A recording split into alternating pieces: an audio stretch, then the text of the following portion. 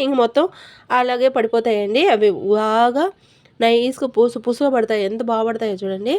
ఇంక నేనైతే ఇంక అన్నీ వేసేసి చేసేసాను ఈ విధంగా.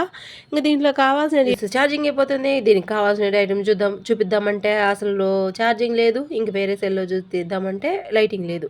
అందుకే దాంట్లోనే అలాగ లైటింగ్ తగ్గించుకొని ఇంక నేను ఈ నూనెలోని వేయించేసి చూపించలేదు. చెనిగ్గింజలు తర్వాత వచ్చి కరివేపాకు అవి.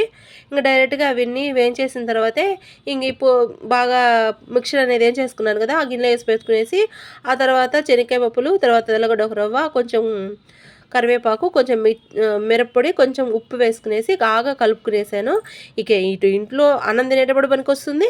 అలాగే మనకు వేడివేడిగా స్నాక్స్ లాగా బాగా పనికొస్తుంది. ఈజీగా ఉంటుంది. మనం చేసుకోవడం మాత్రం కొంచెం ఈజీ. కొంచెం తెలిస్తే చాలు దీన్ని. నాకు ఫస్ట్ తెలిసేది లేదండోయ్! నేను కూడా యూట్యూబ్‌లో చూసే నేర్చుకున్నాను. ఇప్పుడు పర్లేదు బానే వస్తుంది. కాకపోతే ఇవి కొంచెం తెల్లగా, ఎర్రగా వచ్చాయి అంతే.